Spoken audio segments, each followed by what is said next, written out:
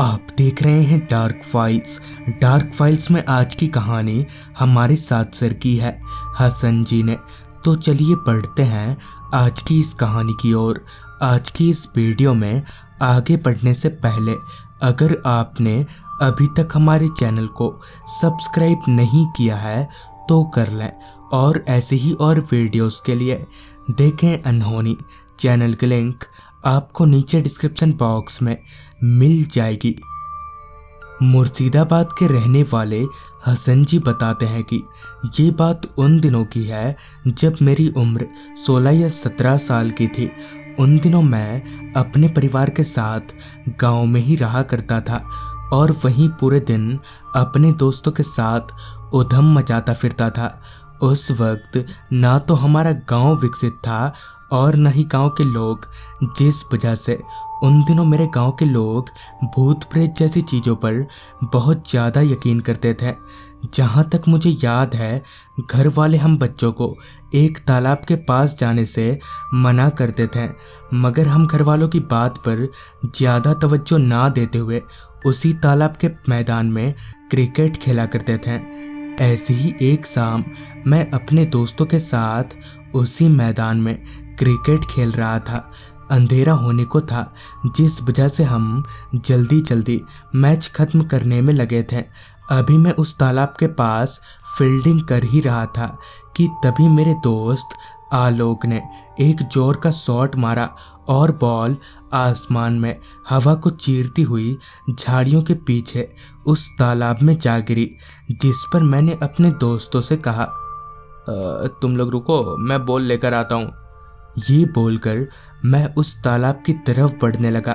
पगडंडी के रास्ते अभी मैं उस तालाब की तरफ बढ़ ही रहा था कि आलोक ने मुझे पीछे से आवाज देते हुए कहा, हसन रहने दे, कल सुबह बॉल ले आएंगे। इस पर मैंने कहा, अरे तू रुक, मैं लेकर आता हूँ। ये बोलकर मैं घने झाड़ियों को पार करके दोबारा उस तालाब की तरफ चलने लगा। कुछ देर ऐसे ही चलने के बाद मुझे मेरी बॉल दिखी, जो कि तालाब के किनारे पर पानी में तैर रही थी। लिहाजा मैं भागकर तालाब के पास गया और धीरे धीरे पानी में उतरते हुए बॉल की तरफ बढ़ने लगा।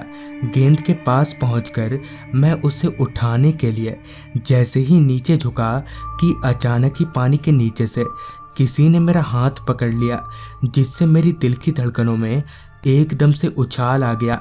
मैं चिल्लाना तो चाह रहा था, मगर पता नहीं क्यों मेरे मुंह से आवाज तलक नहीं निकल पा रही थी। मैं उस हाथ से अपना हाथ छुड़ाने की काफ़ी कोशिश कर रहा था, मगर मेरा हाथ उस हाथ से अलग ही नहीं हो पा रहा था।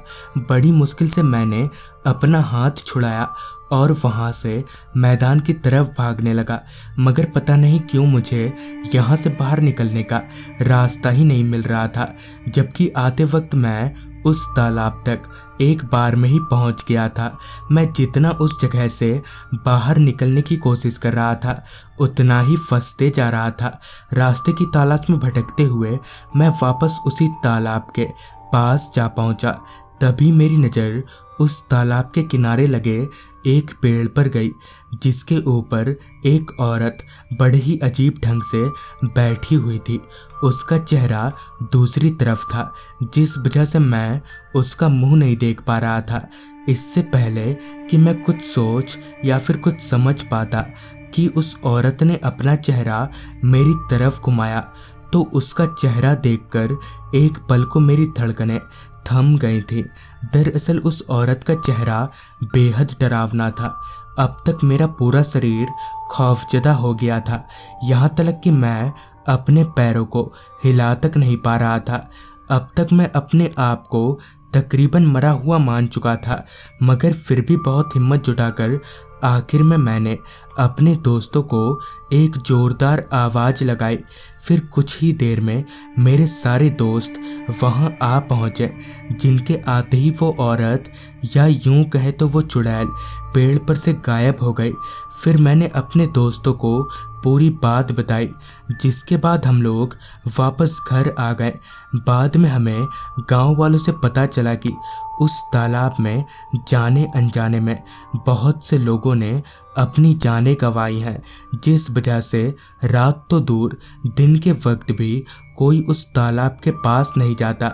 वो तो मेरी किस्मत अच्छी थी, वरना आज शायद मैं जिंदा ना होता।